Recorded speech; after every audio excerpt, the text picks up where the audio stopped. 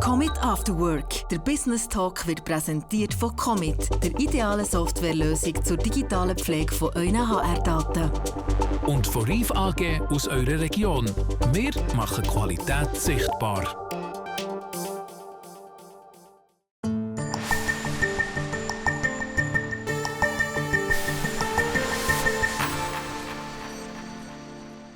De 30 à 1000 employés en 50 ans, d'un prototype fabriqué dans un jardin à Orvin à 9 sites de production dans le monde. Aujourd'hui, on parle d'une success story, celle de l'entreprise LNS à Orvin, avec son CEO Gilbert Lille. Bienvenue. Merci. LNS Group, c'est une entreprise, on l'a dit, basée à Orvin, qui conçoit et produit des périphériques pour machines-outils. C'est une définition un petit peu floue qui ne vend pas vraiment du rêve. Alors allez-y, vendez-nous du rêve. Expliquez-nous à quoi vous servez. Nos produits servent surtout à automatiser la production. Donc on fabrique tout ce qui va autour de la machine-outil pour pouvoir charger les machines, décharger les machines, purifier l'air, purifier le liquide de coupe. Et vraiment que les machines puissent tourner en continu 24 heures sur 24, 7 jours sur 7, et vraiment pour automatiser la production partout dans le monde. Alors, on va tout de suite voir un exemple pour que ça soit encore plus concret. Donc, un exemple d'un périphérique. Les ravitailleurs de bar, notamment, c'est votre produit phare. On le voit ici à gauche. Voilà, exactement. C'est ce que vous voyez à gauche de la machine. Donc, c'est un système avec la matière des barres qui sont à l'intérieur. Et ça charge les barres dans le centre d'usinage, dans le tour, pour pouvoir usiner des pièces, que ce soit des vis pour l'horlogerie, que ce soit des connecteurs pour l'électronique, pour les iPhones, que ce soit du matériel utilisé dans les automobiles, dans l'aéronautique, un peu dans tous les domaines. Donc LNS a vraiment commencé avec ce produit-là il y a plus de 50 ans, à Orvin, en travaillant pour l'horlogerie. On va revenir justement sur l'histoire tout de suite. Les autres périphériques, vous en avez en tout 5 jusqu'à aujourd'hui. Effectivement, il y a un 5e qu'on se trouve aux États-Unis, mais qu'aux États-Unis. Mais sinon, donc, vraiment commencer avec les ravitailleurs de bar que vous avez à gauche pour charger la machine. Ensuite, en 2000, début des années 2000, on a acquis une société américaine Turbo pour la partie conveyor de copeaux. Donc, c'est pour évacuer tous les copeaux. Une fois que vous usinez, vous avez bien sûr les pièces, mais vous avez aussi toute la matière qui reste, donc les copeaux. Et le liquide de coupe qu'il faut filtrer, donc le produit à droite. Ensuite, sur la machine, vous avez la partie filtration de l'air. C'est vraiment pour filtrer l'air, pour purifier l'air dans les ateliers. Parce que sinon, à chaque fois que vous ouvrez la porte, il y a un brouillard d'huile qui vient dans l'atelier. Et c'est pour la santé des collaborateurs, pour l'atelier, c'est néfaste. Donc ces systèmes-là nettoient l'air. Et ça, c'était une acquisition en 2012 d'une société italienne qui s'appelait Fox. Et la dernière acquisition est en haut à gauche, ce sont les systèmes de gestion de liquide de coupe. Et là, on aspire le liquide de la machine, on le filtre, on le nettoie, et on le réinjecte dans le tour, à l'endroit où on usine, en fait, pour améliorer les performances d'usinage. Alors, vous êtes leader pour le produit, en tout cas ravitailleur de bar, et c'est ce que vous avez lancé tout au début de la création d'LNS, une solution pour automatiser justement le secteur de l'horlogerie. Les premiers tests ont été faits dans un jardin. On va voir justement une photo mythique de ce premier prototype ici. Ça ressemble plus vraiment à ce que vous avez aujourd'hui. On retrouve encore certaines fonctionnalités. Vous voyez le barillet dans lequel on charge les barres au milieu. On a encore certains produits qui utilisent cette technologie, mais c'est vrai que pour le reste, il y a eu beaucoup d'évolution. Il y a beaucoup plus d'électronique, d'intelligence dans les machines, ainsi de suite. Donc, ouais. LNS, le nom LNS vient de 3 initiales, Monsieur Lechaud, le L, Monsieur Neukomm, le N, et Semama, le S. Ce sont les fondateurs de l'entreprise qui fondent LNS en 1973 à Orvin. Et puis ensuite, on a Monsieur Scheurer qui va lui permettre d'inventer encore un produit phare. Voilà, tout à fait. Là, vous voyez 2 des 3 fondateurs. À droite, vous avez Monsieur Lechaud, au milieu, Monsieur Semama. Et à gauche, M. Scheurer, qui lui a amené la technologie de ravitaillement, mais dans un bain d'huile, qui était une nouveauté à l'époque.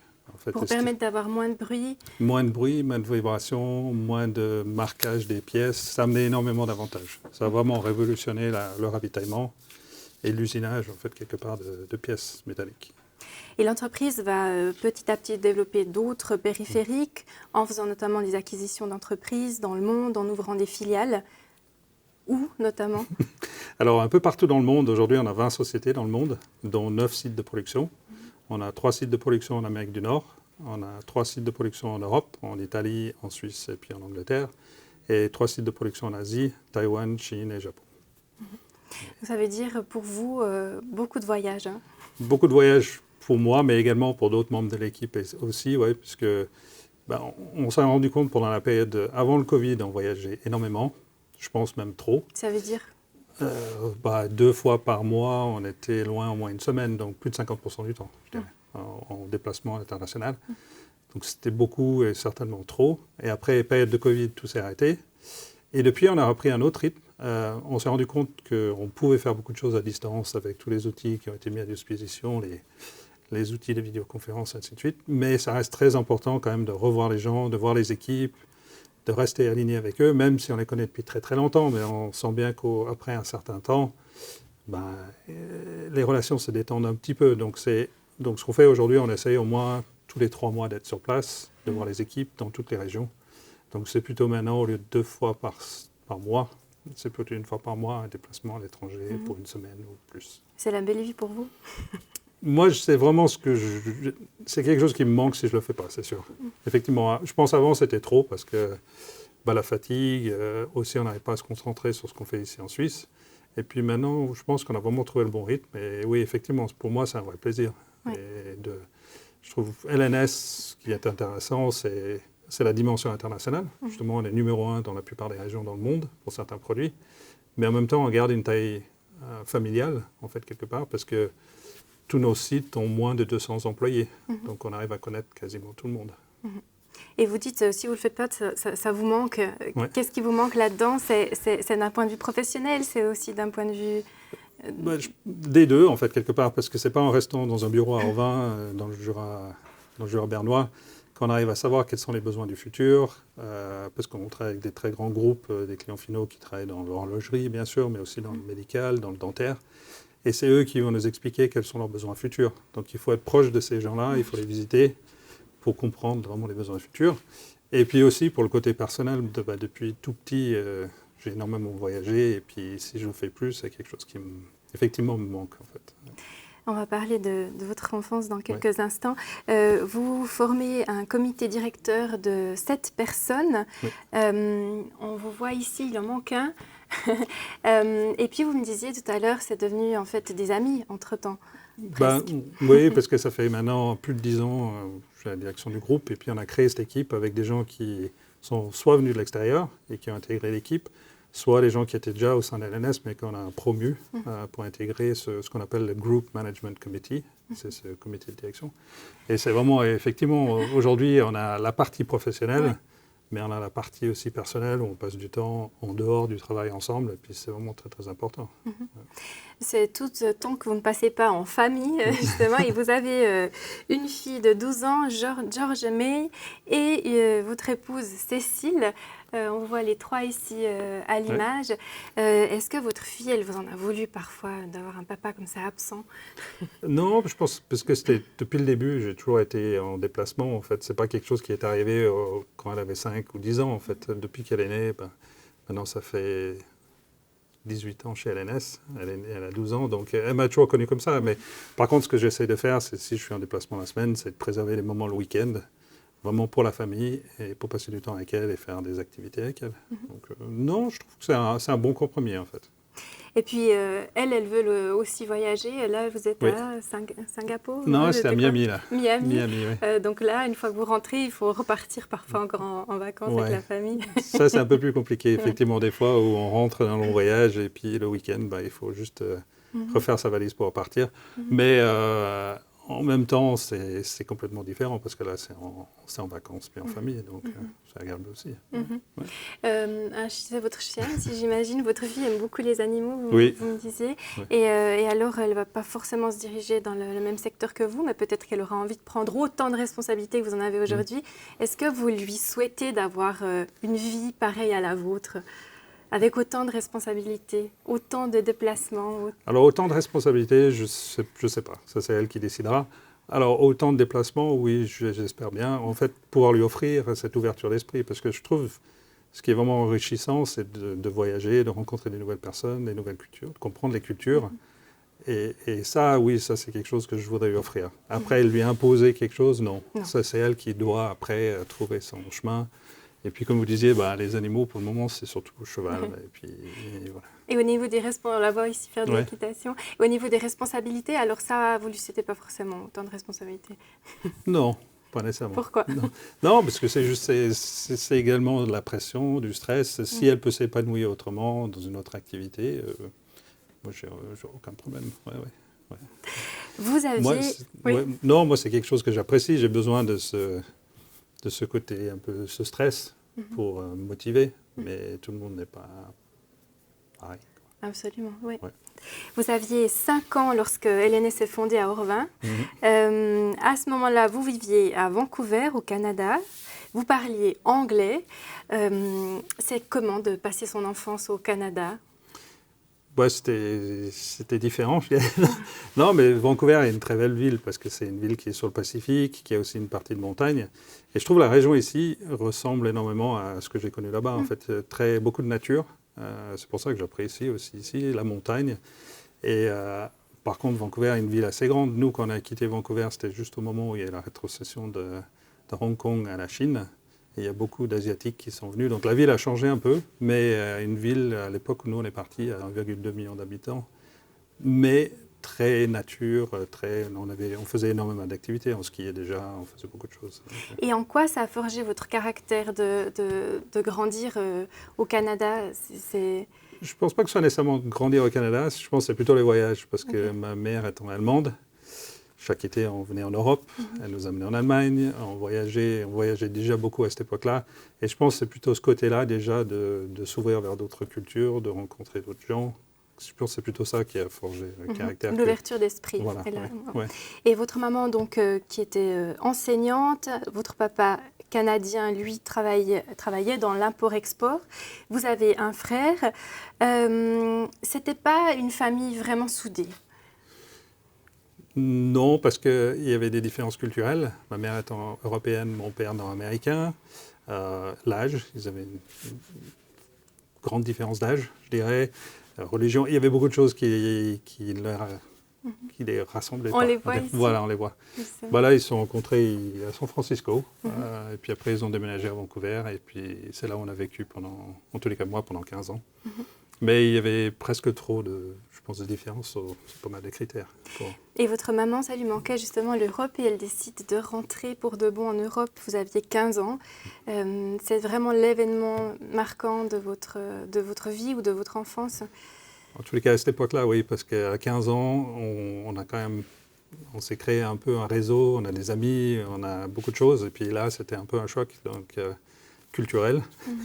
Au niveau de l'école aussi, parce que le niveau là-bas, je ne parlais pas vraiment le français. Et là, vous êtes allé vivre en France, à Annecy. allé vivre en France, oui.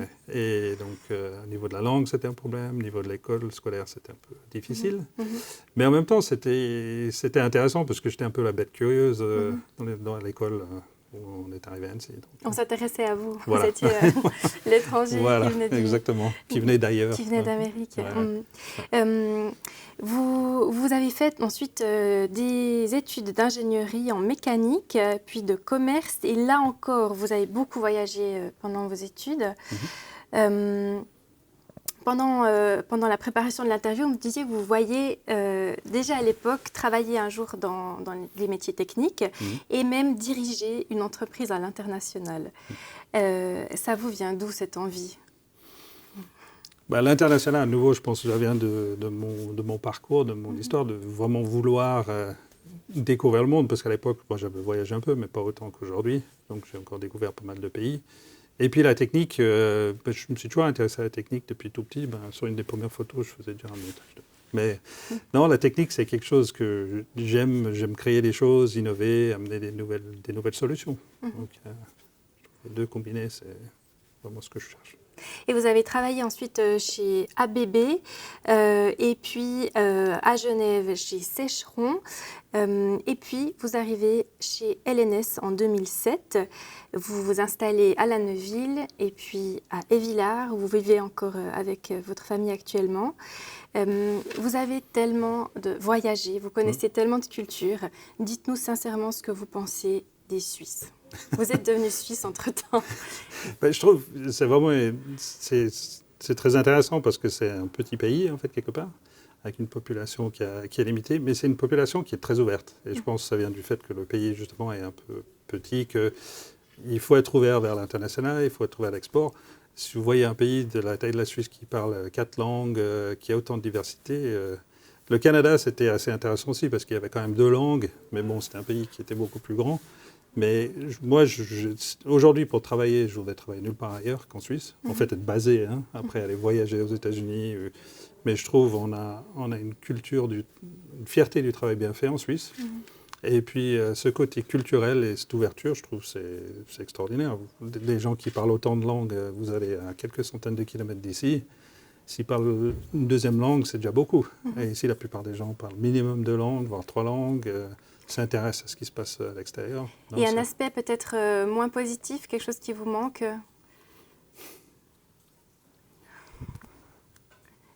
Non, je vois pas. Ouais. Non, sincèrement, non. À choisir, si c'était à refaire, je referais la même chose. D'accord. Ouais. Alors justement, en Suisse, une culture du travail bien fait. Vous dirigez 1000 collaborateurs, collaboratrices partout ailleurs. Justement, comment on fait pour transmettre ces valeurs-là du travail? Est-ce qu'ailleurs, on travaille autant bien? Est-ce que parfois, vous devez réorienter je pense que déjà, les marchés ont des attentes différentes. Vous prenez le marché nord-américain, peut-être en termes d'attentes techniques, elles sont peut-être un peu moins élevées que ce que vous trouvez en Europe, par exemple. Donc, ce qu'on fabrique dans les pays sont assez adaptés aux besoins des marchés locaux. Et après, on peut aussi, ce qu'on fait, c'est qu'on spécialise les usines en fonction de la valeur ajoutée. Par exemple, en Suisse, on garde des choses où il y a une très forte valeur ajoutée, parce qu'il y a un vrai savoir-faire. Et peut-être dans d'autres pays asiatiques, on fait des choses où il y a moins forte valeur ajoutée, mais il y a plus de volume. Donc, en fait, on s'adapte en fonction du savoir-faire des pays, des attentes des marchés. Donc, avec l'outil industriel qu'on a aujourd'hui, avec les 9 sites de production, on arrive vraiment à bien s'adapter aux différents marchés et puis aux différentes compétences des gens. Ouais. La situation géopolitique n'est pas des plus simples. Les guerres en cours, le retour du protectionnisme, ou du moins les menaces du retour du protectionnisme.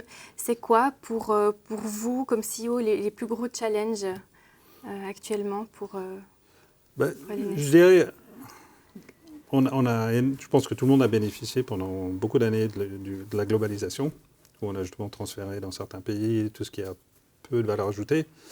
Je pense maintenant on verra un retour en arrière. Alors peut-être pas une localisation où chaque pays voudrait faire ses propres choses, mais une re-régionalisation. Et c'est ce qui est en train d'être poussé aux États-Unis, c'est de vouloir rapatrier la production en Amérique du Nord.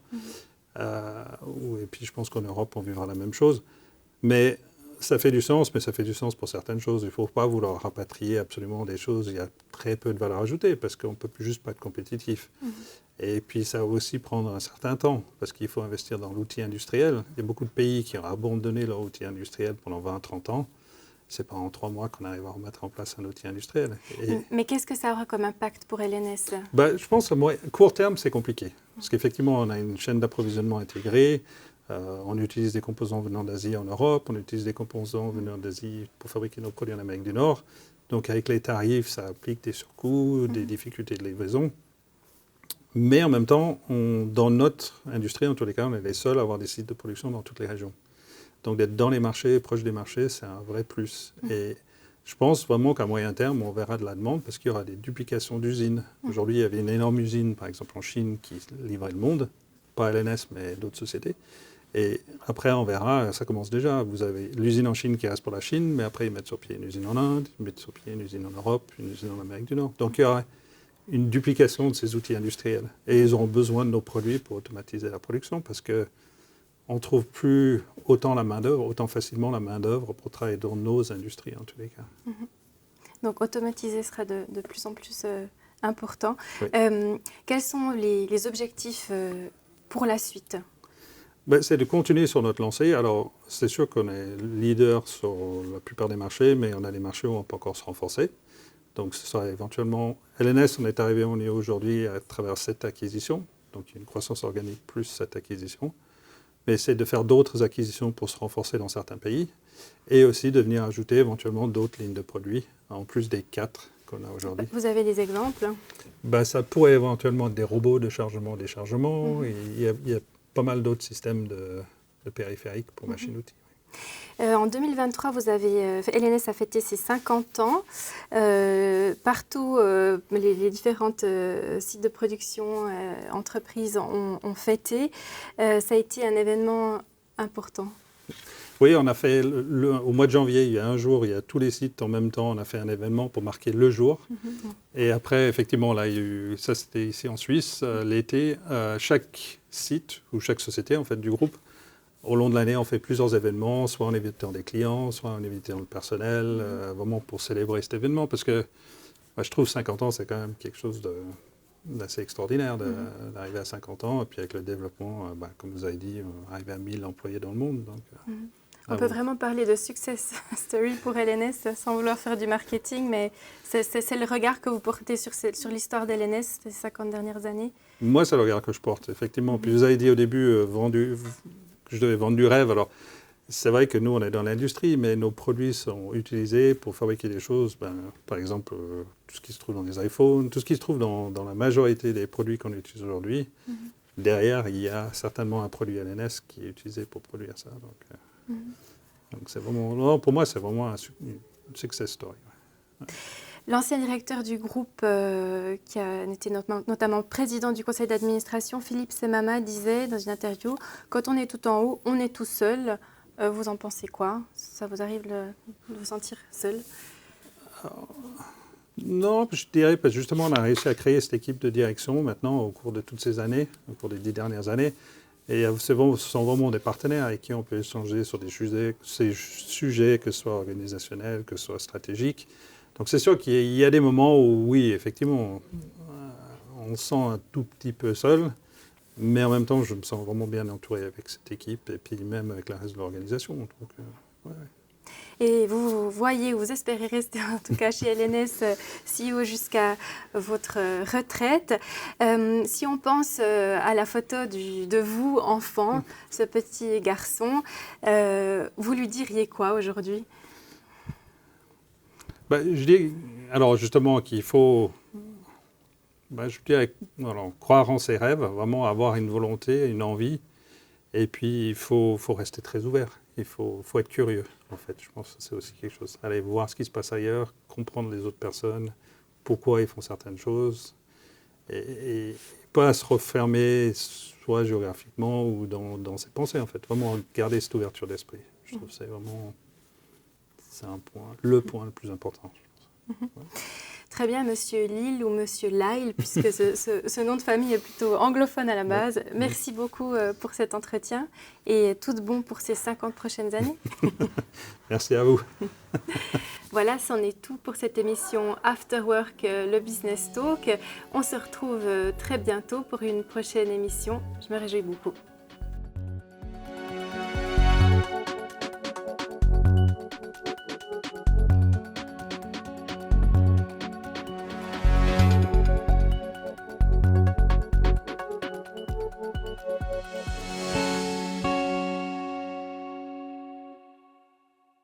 Commit After Work. Der Business Talk ist euch präsentiert worden von Commit. HR einfacher, digitaler, schneller und das zu einem unschlagbaren Preis.